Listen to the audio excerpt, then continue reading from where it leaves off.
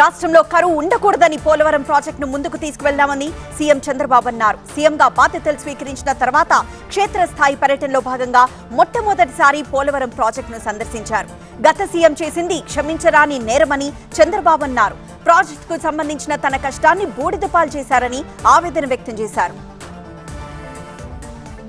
గత ప్రభుత్వం వస్తూనే రివర్స్ టెండరింగ్ అని చెప్పి పోలవరం నిర్మాణ ఏజెన్సీలను మార్చేసిందని చంద్రబాబు అన్నారు. తమ హయాంలోనే 446 కోట్ల రూపాయలతో డయాఫ్రమ్ వాల్ పూర్తి చేశామని వెల్లడించారు. దానిని కాపాడకుండా ప్రాజెక్టుతో ఇష్టానుసారంగా ఆడుకున్నారని చంద్రబాబు అన్నారు. ఉప ముఖ్యమంత్రి పవన్ కళ్యాణ్ కు సెక్రటేరియట్లోని 2వ బ్లాక్ మొదటి అంతస్తులో 212 నంబర్ గది కేటాయించారు. ఆయన కోసం ఈ ఛాంబర్ ను అధికారులు సిద్ధం చేస్తున్నారు. ఈ నెల 19న పవన్ కళ్యాణ్ బాధ్యతలు చేపట్టనున్నారు. ఆయనకు కేటాయించిన గది పక్కనే జనసేనకు చెందిన మంత్రులు నాదెండ్ల మనోహర్, కందుల దుర్గేష్ కి కూడా ఛాంబర్లు కేటాయించారు. విపక్ష నేతలపై దాడులు జరుగుతున్నాయో వాళ్లే చేసుకుంటున్నారో విచారణ జరుపుతామని హోంమంత్రి వంగలపూడి అనిత తెలిపారు. గంజాయి విషయంలో ఉక్కుపాదం మోపడం ఖాయమని హెచ్చరించారు. వైజాగ్ లో గంజాయి వినియోగం తీవ్ర స్థాయిలో ఉందని ఆందోళన వ్యక్తం చేశారు. ఈ తీవ్రతను గమనించే తాను మంత్రిగా బాధ్యతలు చేపట్టక ముందే సమీక్ష నిర్వహించానన్నారు. విశాఖను గంజాయి రాజధానిగా మార్చేశారని అనిత భగ్గుమన్నారు. రాష్ట్రంలో గంజాయి మూలాలు వెలికి తీస్తామని ప్రకటించారు. 5 ఏళ్లుగా ఆరోగ్య శాఖను అనారోగ్య శాఖగా మార్చారని ఆరోగ్య శాఖ మంత్రి సత్యకుమార్ విమర్శించారు. తిరుపతి రుయా ఆసుపత్రిలో తనిఖీలు నిర్వహించారు. మంత్రి వచ్చిన సమయంలో సూపరింటెండెంట్ రవి ప్రభు ఆసుపత్రిలో లేరు. ఆసుపత్రిలోని అనేక విభాగాధిపతులు ఆఫీసులకు తాళాలు వేసి ఉండడంపై మంత్రి ఆగ్రహం వ్యక్తం చేశారు. విధుల్లో నిర్లక్ష్యం వహిస్తే చర్యలు తప్పవని మంత్రి హెచ్చరించారు. రాష్ట్రానికి మంత్రినైనా అనంతపురం జిల్లాకు తాను కూలీగానే పనిచేస్తానని ఆర్థిక మంత్రి పయ్యావుల కేశవ్ అన్నారు. ఆర్థిక మంత్రిగా నియమితులైన పయ్యావుల కేశవ్ కు అనంతపురంలో ఘన స్వాగతం లభించింది.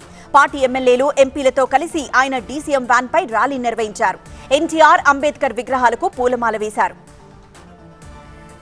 తొలిసారి ఎమ్మెల్యేగా ఎన్నికైన తనపై నమ్మకముంచి సీఎం చంద్రబాబు మంత్రి పదవి అప్పగించినందుకు గిరిజన సంక్షేమ శాఖ మంత్రి గుమ్మడి సంధ్యారాణి కృతజ్ఞతలు తెలిపారు. సెక్రటేరియట్లో ఆమె వేద మంత్రోచ్చారణల మధ్య బాధ్యతలు స్వీకరించారు. ఐటీడీఏ, ఐసీడీఎస్ లో సమూల మార్పులు తెస్తామని సంధ్యారాణి ప్రకటించారు. మంత్రిగా బాధ్యతలు చేపట్టిన తర్వాత తొలిసారి విశాఖ వచ్చిన కేంద్ర మంత్రి రామ్మోహన్ నాయుడుకి టీడీపీ కార్యకర్తలు ఘన స్వాగతం పలికారు. ఎయిర్పోర్ట్ నుంచి శ్రీకాకుళం వరకు రాష్ట్ర మంత్రి అచ్చెన్నాయుడు, కేంద్ర మంత్రి రామ్మోహన్ నాయుడు ర్యాలీగా వెళ్లారు. ప్రతి చోట కార్యకర్తలు ఆపి వారిని స్వాగతించారు, గజమాలతో సత్కరించారు. క్యాడర్లో ధైర్యం నింపేందుకు మొన్నటి ఎన్నికల్లో వైసీపీ తరపున పోటీ చేసిన ఎమ్మెల్యే, ఎంపీ అభ్యర్థులతో ఆ పార్టీ అధ్యక్షుడు జగన్ ఈ నెల 19న సమావేశం కానున్నారు. భవిష్యత్ కార్యాచరణ, తాజా దాడులపై ప్రధానంగా ఈ సమావేశంలో చర్చించే అవకాశం ఉంది.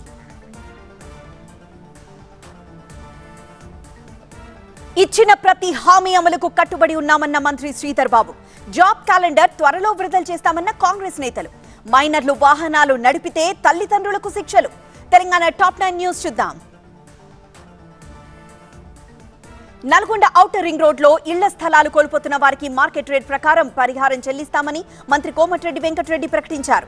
నిర్వాసితులు ఆందోళన చెందొద్దని భరోసా ఇచ్చారు.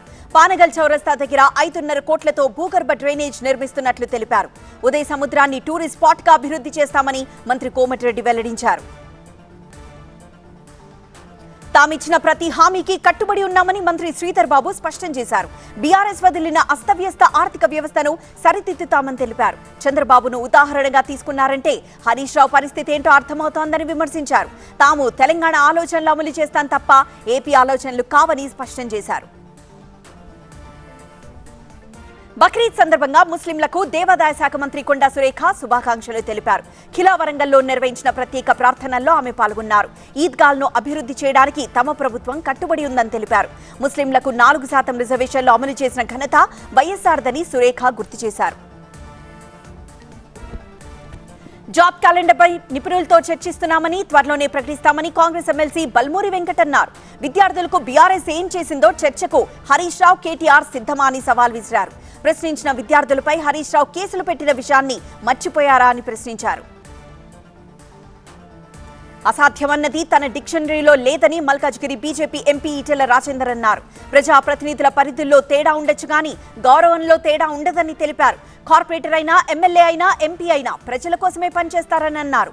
ఎక్కడో ఒక దగ్గర ప్రజల సమస్యలు పరిష్కారం కావాల్సిందేనని ఈటెల స్పష్టం చేశారు. నీట్ పరీక్షలో గ్రేస్ మార్కులు కలపడం వల్ల ఇబ్బందులు ఎదురవుతున్నాయని మాజీ మంత్రి హరీష్ రావు అన్నారు. 24 లక్షల మంది వైద్య విద్యార్థుల పరిస్థితి అగమ్యగోచరంగా మారిందని ఆందోళన వ్యక్తం చేశారు. పరీక్ష రాసిన 6 విద్యార్థులకు 720 మార్కులు ఇచ్చిన విషయాన్ని హరీష్ రావు గుర్తు చేశారు. కేంద్ర మంత్రులు, ప్రధాని ఈ వ్యవహారంపై అసలు మాట్లాడడం లేదని విమర్శించారు. ఫోన్ ట్యాపింగ్ వ్యవహారంలో సిట్ దర్యాప్తును ముమ్మరం చేసింది. సాంకేతిక ఆధారాలను సేకరిస్తోంది. ఫోన్ ట్యాపింగ్ కోసం సాంకేతిక పరికరాలు సమకూర్చిన కన్వర్జెంట్ ల్యాబ్స్ నుంచి సర్వర్లు, హార్డ్ డిస్క్లను సిట్ బృందం స్వాధీనం చేసుకుంది. ల్యాబ్ మేనేజ్మెంట్ కు సిట్ నోటీసులు జారీ చేసింది. ఎల్లారెడ్డి 100 పడకల ఆసుపత్రిని ఎమ్మెల్యే మదన్ మోహన్ రావు ఆకస్మిక తనిఖీ చేశారు. ఆసుపత్రిలో డాక్టర్లు తగిన సంఖ్యలో లేరని, అలాగే ఆసుపత్రిలో మందుల కొరత ఉందని గుర్తించారు. ఈ విషయాలన్నీ తాను ప్రభుత్వానికి నివేదించి ఆసుపత్రి మెరుగ్గా ఉండేలా చూస్తానని హామీ ఇచ్చారు. వాహనాలు నడుపుతున్న 50 మంది మైనర్లను ఖమ్మం పోలీసులు పట్టుకున్నారు. తల్లిదండ్రుల సమక్షంలో వారికి కౌన్సిలింగ్ ఇచ్చారు. గతంలో పట్టుబడిన వారికి జరిమానా విధించారు.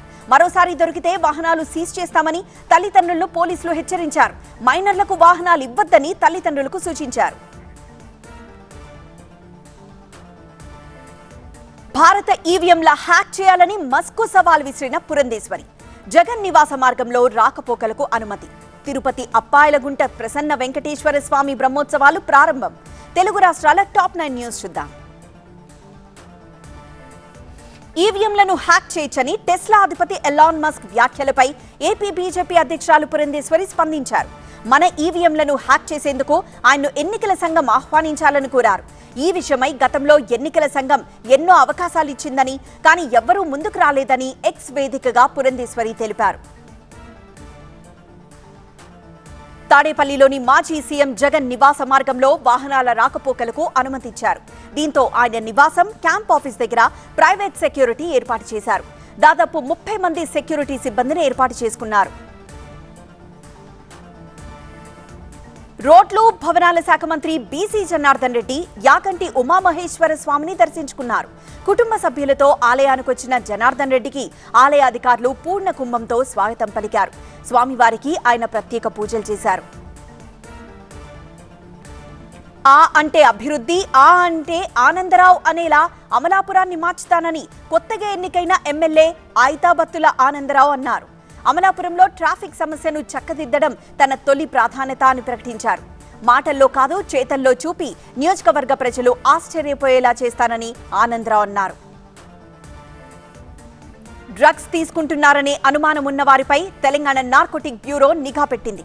నిత్యం పబ్బులకు వెళ్లే వారిపై దృష్టి సారించిన నార్కోటిక్ బ్యూరో అనుమానంతో 16 మందిని అదుపులోకి తీసుకుంది. ఇందులో 2 పాజిటివ్గా తేలారు. వీరిలో ఒకరు డీజీ సిద్ధార్థ్ స్వరూప్. ఈ మధ్య పట్టుబడిన వారిలో ఒక మహిళ కూడా ఉన్నారని నార్కోటిక్స్ బ్యూరో వెల్లడించింది. రాష్ట్రంలో ఎలాంటి అవాంఛనీయ ఘటనలు జరగకుండా ప్రభుత్వం అన్ని చర్యలు తీసుకుంటోందని మంత్రి సీతక్క అన్నారు. ఇటీవలే మరణించిన బాలిక కుటుంబాన్ని ఆమె పరామర్శించారు. ఆ కుటుంబానికి మంత్రి ఆర్థిక సాయం అందజేశారు. తెలంగాణలో గంజాయి, మత్తు మాఫియాను ఉక్కుపాదంతో అణిచివేస్తామని సీతక్క హెచ్చరించారు. ఆతిథ్యానికి పెట్టింది పేరైన భీమవరం మరోసారి భోజనం విషయంలో తన గొప్పదనాన్ని నిరూపించింది.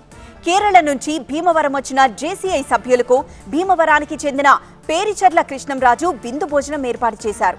ఈ విందులో 152 రకాల వంటకాలు వడ్డించారు. తిరుపతి అప్పలాయగుంట ప్రసన్న వెంకటేశ్వర స్వామి వార్షిక బ్రహ్మోత్సవాలు ప్రారంభమయ్యాయి. ఉదయం మిథున లగ్నంలో ధ్వజస్తంభానికి ప్రత్యేక పూజలు చేసి శాస్త్రోక్తంగా ధ్వజారోహణ నిర్వహించి మాడవీధుల్లో ధ్వజపటాన్ని ఊరేగించారు. తెలంగాణ మంత్రి ఉత్తమ్ కుమార్ రెడ్డి, ఆయన శ్రీమతి పద్మావతి తిరుమలలో శ్రీవారిని దర్శించుకున్నారు. శ్రీవారికి పద్మావతి తలనీలాలు సమర్పించుకున్నారు. ఏపీ మంత్రి సత్యకుమార్ కూడా శ్రీనివాసుడిని దర్శించుకున్నారు. లగడపాటి రాజగోపాల్, సి రామచంద్రయ్య, తెలంగాణ ఎమ్మెల్సీ భానుప్రసాద్ రావు కూడా తిరుమలకు వచ్చారు.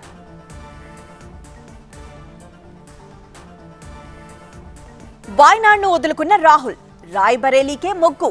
వాయనాడ్ నుంచి పోటీ చేయనున్న ప్రియాంక ఇక సొంత నియోజకవర్గం వారణాసికి రేపు రానున్న ప్రధాని. కశ్మీర్ ఎన్నికల ఇన్ఛార్జ్గా కిషన్ రెడ్డికి కీలక బాధ్యతలు. నేషనల్ టాప్ 9 న్యూస్ చూద్దాం. మణిపూర్లో పరిస్థితిని సమీక్షించేందుకు కేంద్ర హోంమంత్రి అమిత్ షా ఉన్నత స్థాయి సమీక్ష నిర్వహించారు. ఈ భేటీలో కేంద్ర హోంశాఖ కార్యదర్శి, సైనిక దళాల ప్రధానాధికారి, కాబోయే ప్రధానాధికారి, మణిపూర్ గవర్నర్ సలహాదారు, ఆ రాష్ట్ర ప్రభుత్వ ప్రధాన కార్యదర్శి, డీజీపీ పాల్గొన్నారు. మణిపూర్ గవర్నర్ అనసూయ ఊకే నిన్నే హోంమంత్రిని కలిసి రాష్ట్రంలోని పరిస్థితిని వివరించారు. కేరళలోని వాయనాడ్ స్థానానికి రాజీనామా చేస్తున్నానని కాంగ్రెస్ నేత రాహుల్ గాంధీ ప్రకటించారు.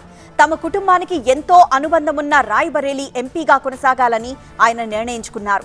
రాహుల్ రాజీనామా చేస్తున్న వాయనాడ్ స్థానం నుంచి ప్రియాంక గాంధీ పోటీ చేయనున్నారు. ప్రధానిగా మూడోసారి బాధ్యతలు చేపట్టిన తర్వాత తొలిసారి తన నియోజకవర్గం వారణాసికి ప్రధాని రానున్నారు. ఆయన రాకను పురస్కరించుకొని అక్కడి ఆలయాలను సర్వాంగ సుందరంగా అలంకరిస్తున్నారు. గంగా తీరాన ఉన్న ఘాట్లను పూలతో తీర్చిదిద్దుతున్నారు. రేపు వారణాసిలో కిసాన్ సమ్మాన్ నిధులను ప్రధాని విడుదల చేయనున్నారు. బెంగాల్లో ఈ ఉదయం జరిగిన ఘోరు రైలు ప్రమాదంలో 15 మంది చనిపోయారు. మరో 60 మంది తీవ్రంగా గాయపడ్డారు.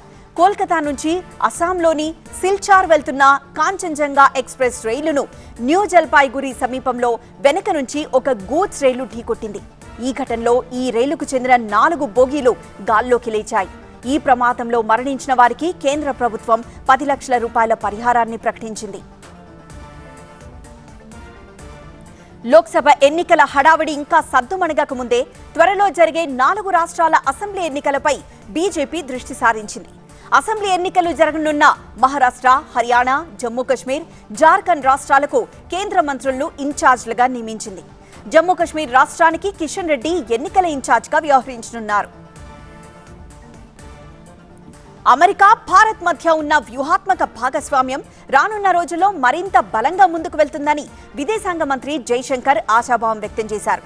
ఢిల్లీ పర్యటనకొచ్చిన అమెరికా జాతీయ భద్రతా సలహాదారు జేక్ సులివాన్తో జైశంకర్ చర్చలు జరిపారు. అనేక ద్వైపాక్షిక, ప్రాంతీయ, అంతర్జాతీయ అంశాలపై ఇద్దరూ చర్చించారు. తన ఓటమి తట్టుకోలేక 4 పార్టీ కార్యకర్తలు ఆత్మహత్య చేసుకోవడంపై బీజేపీ నాయకురాలు, మాజీ ఎంపీ పంకజా ముండే కన్నీరు మున్నీరయ్యారు. బాధిత కుటుంబాలను ఆమె పరామర్శించారు. ఆత్మహత్యలకు పాల్పడవద్దని ఆమె కార్యకర్తలకు విజ్ఞప్తి చేశారు. చనిపోయిన వారి కుటుంబాలు, వాళ్ల పిల్లల బాగుగోలు తాను చూసుకుంటానని పంకజా ముండే హామీ ఇచ్చారు. ఢిల్లీలో నీటి సంక్షోభంపై బీజేపీ తన ఆందోళనను ఉధృతం చేసింది. మురికి నీళ్లు సరఫరా అవుతున్నాయని చెప్తూ బీజేపీ కార్యకర్తలు మట్టి కుండలు పగలగొట్టారు. హర్యానా పూర్తి స్థాయిలో నీటిని ఢిల్లీకి విడుదల చేస్తోందని బీజేపీ నేతలు తెలిపారు. ఢిల్లీ బీజేపీ ఎమ్మెల్యేలు, ఎంపీలందరూ ఈ ధర్నాలో పాల్గొన్నారు. భారీ వర్షాలకు రోడ్లు కొట్టుకుపోవడంతో 2 రోజులుగా సిక్కింలో చిక్కుకుపోయిన పర్యాటకులు ఎట్టకేలకు బయటపడ్డారు. బీఆర్ఓ ఏర్పాటు చేసిన తాత్కాలిక వంతెనపై నుంచి వారు వచ్చారు. వారికి బీఆర్ఓ సిబ్బంది ఆహారం అందించి సురక్షిత ప్రాంతాలకు తరలించారు. తొలి విడతలో 50 మందిని తీసుకొచ్చారు. హైదరాబాద్ నగరాన్ని భారీ వర్షాలు మరోసారి ముంచేశాయి. పడింది కాసేపే అయినా కుండపోతగా కురవడంతో లోతట్టు ప్రాంతాలన్నీ జలమయమయ్యాయి. దాదాపు నగరమంతా వర్షం కురిసింది. గోల్కొండ, లంగరౌస్ ప్రాంతంలో 5 సెంటీమీటర్ల వర్షపాతం నమోదైంది. బేగంపేట, పంజాగుట్ట ప్రాంతంలో నిలిచిపోయిన నీటిని తొలగించేందుకు మున్సిపల్ సిబ్బంది వర్షంలోనే రంగంలోకి దిగారు. వర్షాలు, ఈదురుగాలులకు గోల్కొండ సమీపంలోని ఎండీ లైన్స్ లో 200 ఏళ్ల నాటి చెట్టు కూలిపోయింది. అక్కడే ఉన్న ఒక వ్యక్తికి గాయాలయ్యాయి. 4 వాహనాలు ధ్వంసమయ్యాయి. ప్రతిష్టాత్మక ఖైరతాబాద్ గణపతి ఈసారి 70 అడుగుల ఎత్తులో భక్తులకు దర్శనమివ్వనున్నాడు. విగ్రహ ఏర్పాటుకు సంబంధించి సాంప్రదాయంగా కర్ర పూజ నిర్వహించారు. ఈ విగ్రహాన్ని పూర్తి మట్టితో రూపొందించనున్నారు. స్థానిక ఎమ్మెల్యే దానం నాగేందర్ ఈ పూజల్లో పాల్గొన్నారు. తొలి పూజకు సీఎం రేవంత్ రెడ్డి హాజరవుతారని దానం తెలిపారు. తహసీల్దార్లను యథాస్థానాలకు బదిలీ చేసి వారి అధికారాలు తిరిగి అప్పగించాలని తహసీల్దార్ల సంఘం తెలంగాణ ప్రభుత్వానికి విజ్ఞప్తి చేసింది. హైదరాబాద్లో తహసీల్దార్ల సంఘం సమావేశం జరిగింది. కొత్తగా ఏర్పాటు చేసిన మండలాల్లోని తహసీల్దార్లు, సిబ్బందికి రెగ్యులర్ వేతనాలు మంజూరు చేయాలని సంఘం కోరింది. హీరో దర్శన్ కేసుపై కన్నడ హీరో సుదీప్ స్పందించారు. ఈ కేసులో నేరస్తుడు ఎవరైనా సరే శిక్ష పడాల్సిందే అన్నారు. అలాగే రేణుకస్వామి భార్యకు పుట్టబోయే బిడ్డకు న్యాయం చేయాలన్నారు సుదీప్. నిందితులను శిక్ష పడితేనే న్యాయ వ్యవస్థపై అందరికీ నమ్మకం ఉంటుందన్నారు. దర్శన్ అరెస్టుతో సినిమా ఇండస్ట్రీపై నింద వేస్తున్నారని ఆవేదన వ్యక్తం చేశారు. కన్నడ చిత్ర పరిశ్రమ ఏ ఒక్కరికో సంబంధించింది కాదని, ఎంతో మంది కష్టపడితేనే ఇండస్ట్రీ ఈ స్థాయికి వచ్చిందన్నారు సుదీప్. ఫిల్మ్ ఇండస్ట్రీకి కూడా న్యాయం జరగాలన్నారు సుదీప్. చల్లదనానికి మారు పేరుగా నిలిచే కొండ ప్రాంతం షిమ్లాలో నీటి కొరత ఏర్పడింది. నీరు అందుబాటులో లేకపోవడంతో అక్కడ 2 రోజులకోసారి నీటిని సరఫరా చేస్తున్నారు. నీటి వినియోగం తగ్గించుకోవాలని నగరపాలక సంస్థ ప్రజలకు విజ్ఞప్తి చేసింది. అక్కడ ట్యాంకర్లకు భారీ డిమాండ్ ఏర్పడింది. రైలు పట్టాలు దాటుతున్న సింహాలను కాపాడేందుకు గుజరాత్లోని అమ్రేలీలో అటవీ సిబ్బంది ప్రాణాలకు తెగించి ప్రయత్నించారు. అడవి పందిని తరుముతూ 9 సింహాలు రైలు పట్టాలపైకి వచ్చాయి. అదే సమయంలో అట్నుంచి రైలు వస్తూ ఉండడంతో అటవీ సిబ్బంది కర్రలు పట్టుకుని సింహాలను తరిమి కొట్టారు.